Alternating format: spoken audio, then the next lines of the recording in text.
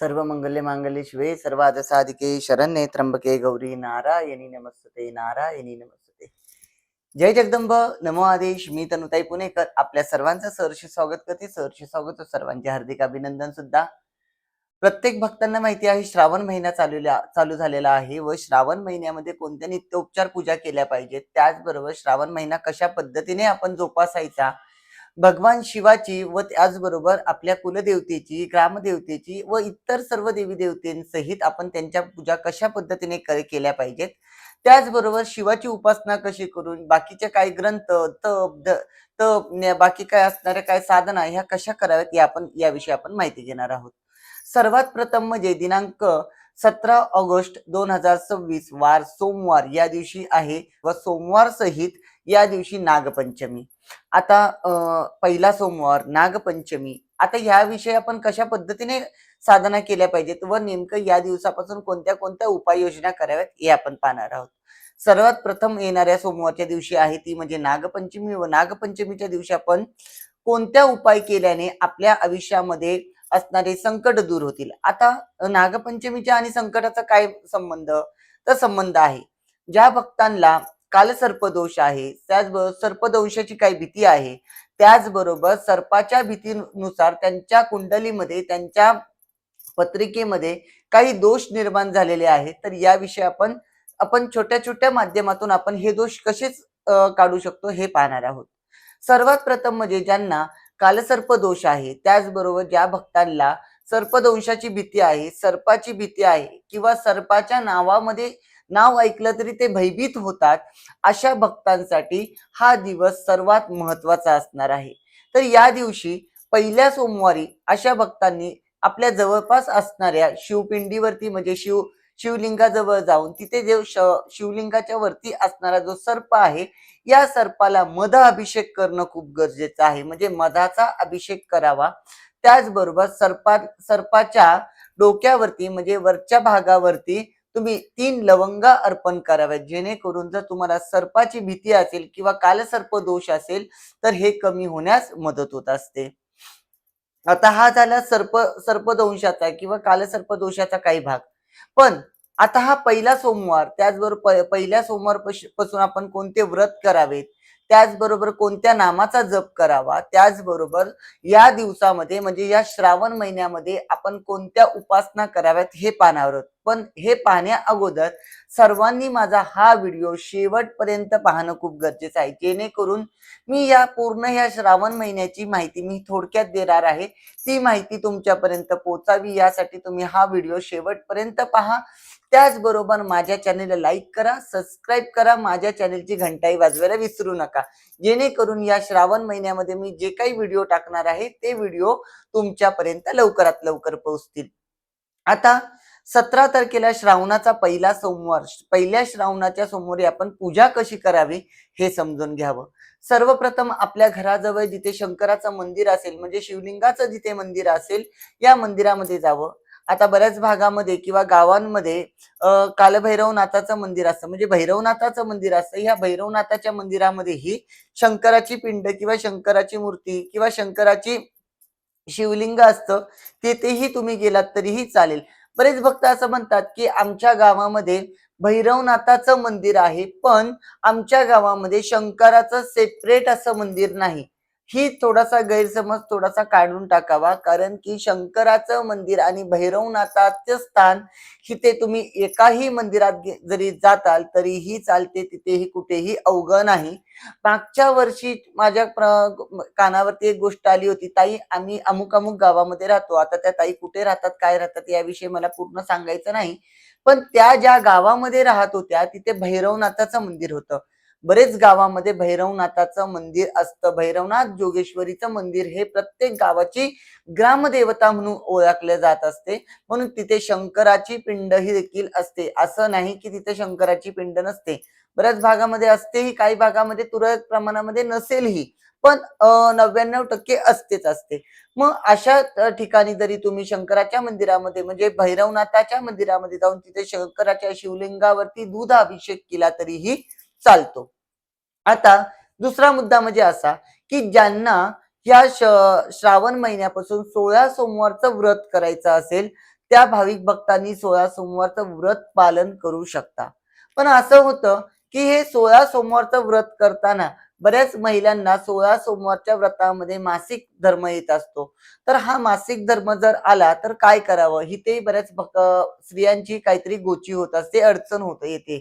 मग जर तुम्हाला 5 ते 7 सोमवार झाले किंवा 1-2 सोमवार झाल्यानंतर एखाद्या सोमवारी तुमचा 3रा किंवा 4था सोमवार जर आला तर आणि त्यावेळेस तुम्हाला मासिक धर्मामधला 2रा, 3रा, 4था जर असेल तर तुम्ही तो फक्त उपवास करावा. त्या दिवशी तुम्ही पूजा मांडू नये किंवा शंकराच्या पिंडीवरती तुम्ही बेलवपत्राचं अर्पण करू नये. फक्त उपवास केला तरी चालेल. हा उपवास तुमचा घडला तरीही चालेल. तुम्ही हा 16 दिवसाच्या माध्यमामध्ये जरी किंवा 16 सोमवारमध्ये जरी धरलात तरीही चालतो, त्याला हरकत नाही. पण काही भक्तांच्या मनात शंका येते किंवा मन हे आपलं चंचल असतं. आम्ही शंकराच्या पिंडीवरती कुठल्याही प्रकारे अभिषेक केला नाही, ग्रंथपठण केलं नाही. आम्ही त्या 16 सोमवारचं व्रत केलं, पण तिथे आम्ही 16 सोमवारचं पुस्तक वाचलं नाही. मग आमचा हा 16 सोमवारचं व्रत पूर्ण झालं नाही. मुळात पहा, मासिक धर्म हा भगवंताकडूनच तुमच्याकडे आलेला आहे, आपल्याकडे आलेला आहे. म्हणून तिथे मनामध्ये संकोच आणण्याची गरज नाही. ठीक आहे, तुम्ही 5 ते 6 दिवस भगवंताच्या मूर्त्यांना, भगवंतांना हात नाही लावला, ठीक आहे. भगवंताच्या किंवा ग्रंथाला हात नाही लावला तरी चालेल, पण उपवास हा तुमच्याकडून घडला तरीही चालू शकतो. तुमच्या घरातल्या मुलाकडून, नवऱ्याकडून तुम्ही बेलवपत्र अर्पण करून घेऊ शकता, दूध अर्पण करून घेऊ शकता. जसं लाडू केला जातो, जसा चपात्याचा काल्याचा लाडू केला जातो, हा लाडू तुम्ही घरातल्यांकडून करून हा भगवंताला नैवेद्य म्हणून दाखवला तरीही चालू शकतो.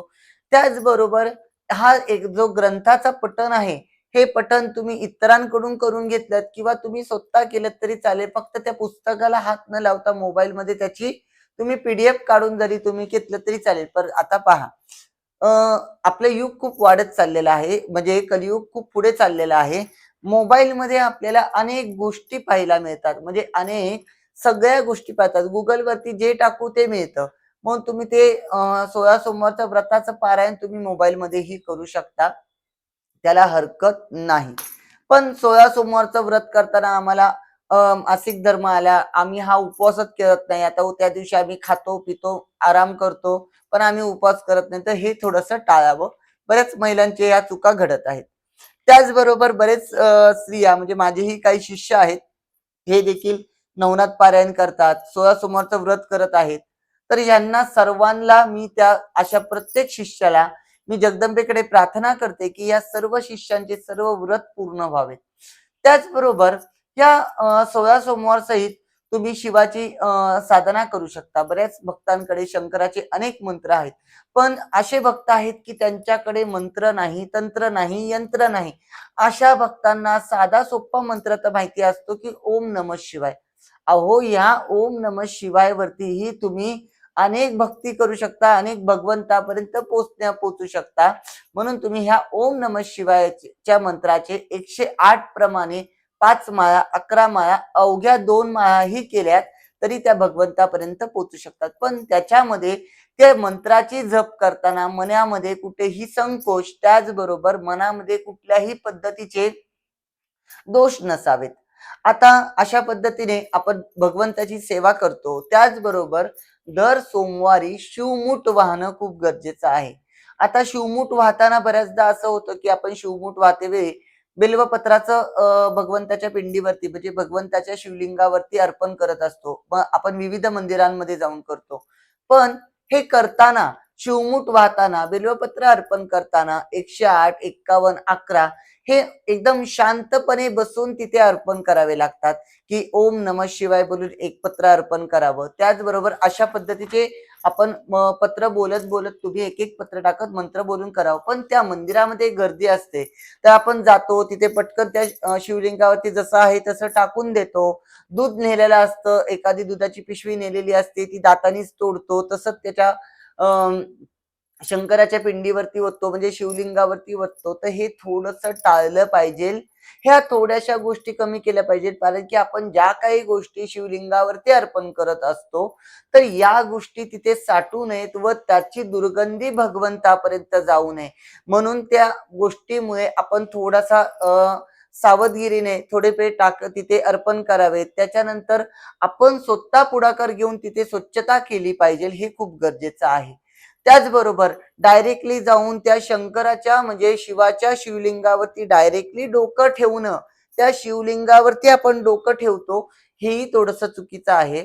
त्याचबरोबर शिवलिंगापाशी जो काही सभोवतालचा जो परिसर आहे, ती ती जी काही जागा आहे, तो जो काही पार आहे, हा पार आपण अ, हा पार आपण पार्वती स्वरूप मानल्या जात आहे. मग याच्यावरही डायरेक्टली मस्तक आपटणे, तिथे कापूर जाळणे, तिथे कोणताही प्रसाद ठेवणे, हे थोडंसं टाळणं खूप गरजेचं आहे.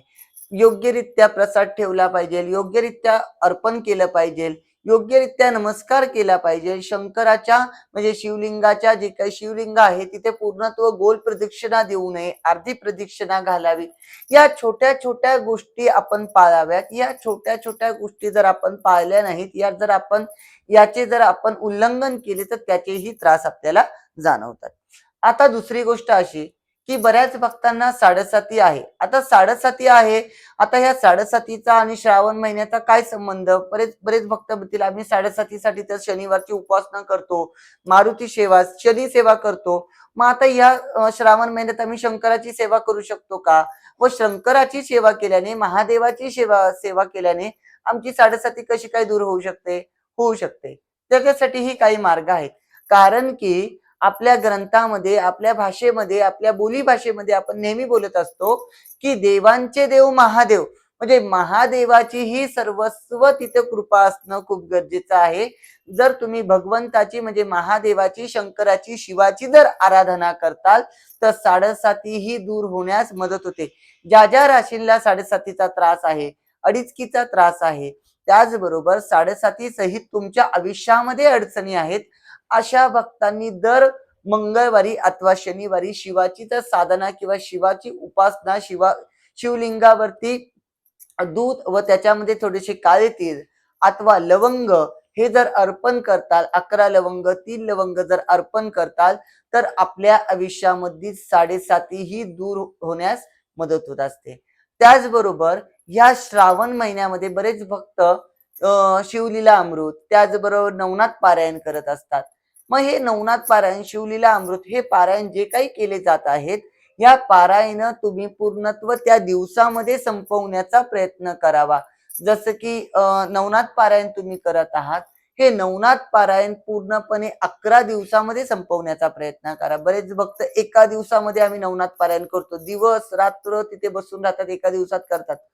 हो, तुमचं परिश्रम आहे, मी मान्य करतो, पण ज्या त्या गोष्टीला जो तो वेळ दिला पाहिजे, त्या वेळेतच करणं खूप गरजेचं आहे.